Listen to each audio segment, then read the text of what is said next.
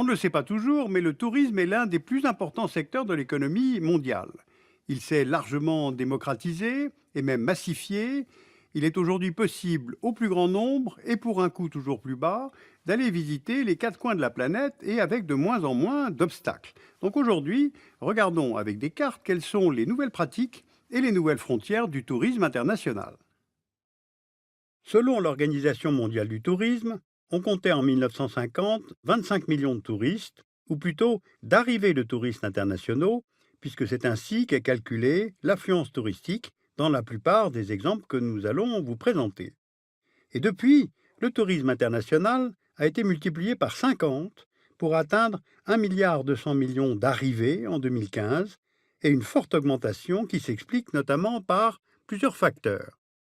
Les progrès dans l'aéronautique, qui ont raccourci les temps de trajet, la dérégulation dans le domaine des transports, qui a permis de baisser les prix, donnant naissance au low cost, et l'émergence économique de géants démographiques comme la Chine, l'Inde, le Brésil, et la croissance de leur classe moyenne. En 2015, le tourisme national et international, c'est aussi un marché mondial de 2200 milliards de dollars qui emploie 110 millions de personnes, et pour un grand nombre de pays, c'est le pilier de leur économie. En France et en Allemagne, le secteur du tourisme représentait 4% du PIB en 2015. Au Cambodge, c'était 13,5% du PIB. À Macao, 35%. Et aux Maldives, 52%. Alors c'est une manne financière qui entraîne une compétition entre les États pour accueillir ces visiteurs étrangers. Il existe évidemment une très grande inégalité entre les pays. En 2014, Tuvalu a accueilli 1400 touristes et la France 84 millions. Donc face à cet enjeu économique du tourisme, quasiment tous les pays ont développé ce secteur, y compris des pays fermés au monde extérieur, comme la Corée du Nord. Le tourisme a donc conquis toute la planète, y compris des contrées beaucoup moins accessibles où les touristes sont de plus en plus nombreux, comme les déserts, au Sahara par exemple, les hauts sommets comme l'Everest, mais aussi en Arctique, en Antarctique, où entre 1990 et 2015, le nombre de touristes utilisant les croisières a été multiplié par 12. Ce phénomène dépasse même aujourd'hui notre planète, puisque le premier vol touristique dans l'espace a eu lieu en 2001, à l'initiative de l'agence spatiale russe, pour un coût estimé à 20 millions de dollars. Les frontières du tourisme ont donc été repoussées, et en même temps elles sont en constante évolution, car les destinations s'ouvrent et se ferment sous la pression de divers facteurs, notamment politiques. Prenons l'exemple de la Birmanie. Entre 1962 et 2011, le pays a connu une longue période de dictature militaire et d'isolement. En 2011, 800 000 touristes étrangers ont visité le pays, et cette même année, le pouvoir passe entre les mains des civils, le pays et l'économie s'ouvrent, entraînant un afflux de visiteurs étrangers. Et en 2015, ils étaient presque 5 millions.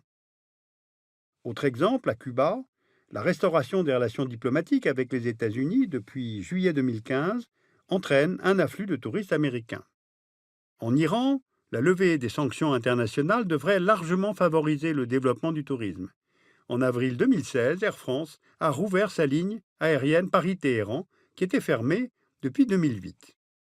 Alors ces ouvertures au tourisme permettent évidemment d'améliorer l'image du pays à l'étranger et de redynamiser une économie fragilisée par l'isolement. Le tourisme, on l'a compris, c'est aussi un enjeu politique. Par exemple, la Chine interdit régulièrement l'entrée aux touristes étrangers au Tibet afin de ne pas médiatiser la situation et les revendications des Tibétains. D'autres destinations se ferment aussi pour des raisons de sécurité. Le ministère français des Affaires étrangères propose aux voyageurs un classement des destinations en fonction du risque qu'elles représentent, notamment en termes sécuritaires, sanitaires ou catastrophes. Vous voyez sur cette carte du 27 avril 2016 que pour les zones en vert, la vigilance est normale. Pour les zones en jaune, elle doit être renforcée. Les destinations en orange sont déconseillées, sauf pour raisons impératives, et par exemple au Libéria, un nouveau cas d'Ebola a été détecté en avril 2016. Au Népal, un puissant séisme a détruit en 2015 une partie du patrimoine et fragilisé les infrastructures et l'écosystème. Le risque de réplique étant toujours présent au Népal, il est donc déconseillé de se rendre dans certaines parties de ce pays. Et enfin, les destinations en rouge, principalement des zones de conflit, sont formellement déconseillées.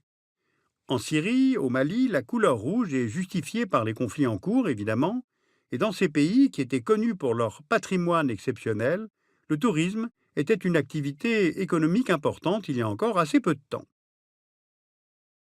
Il y a aussi une menace qui touche les pays coloriés en rouge, en orange et même en vert, c'est le terrorisme, qui est devenu une préoccupation majeure du secteur, d'autant plus qu'il vise de plus en plus fréquemment des lieux touristiques.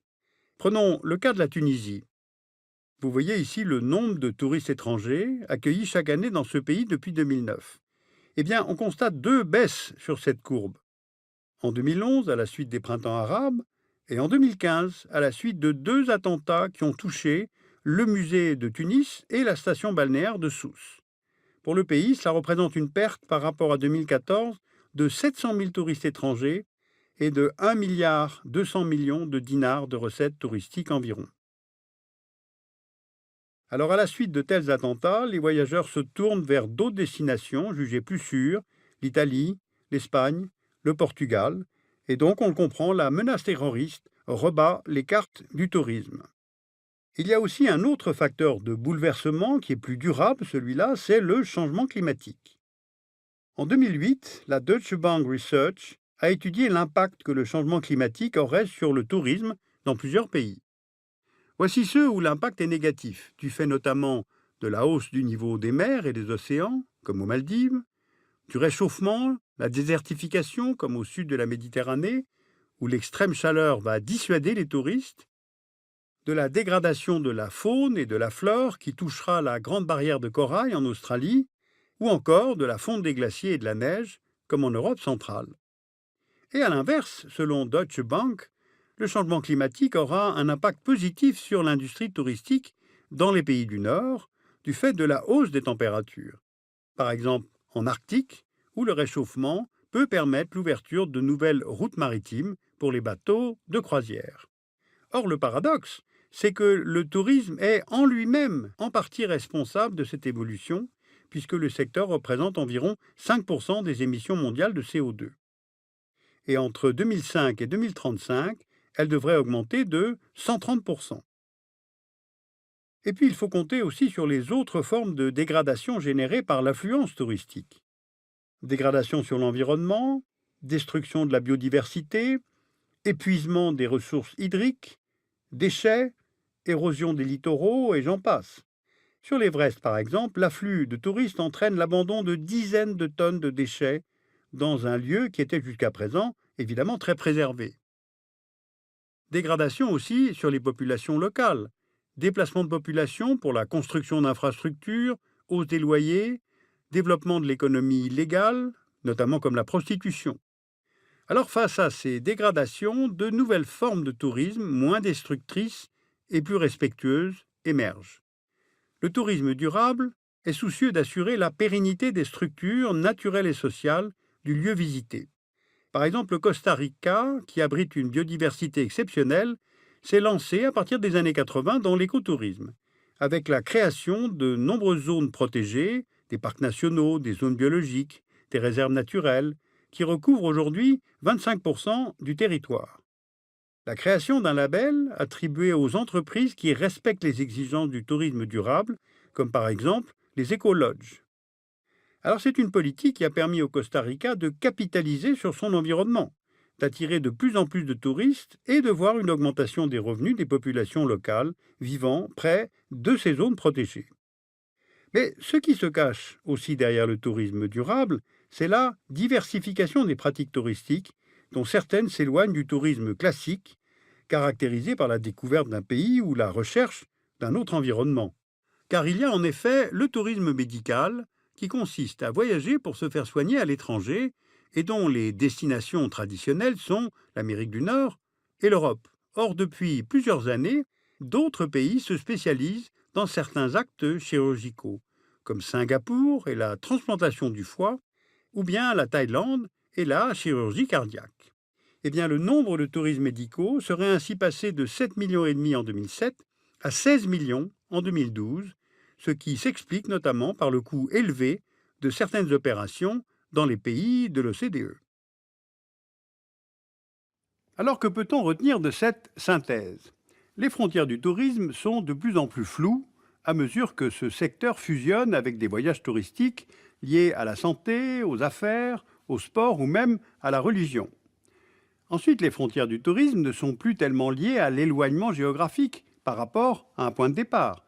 Non, les destinations inaccessibles sont celles où il y a conflit, terrorisme, catastrophe, isolement diplomatique.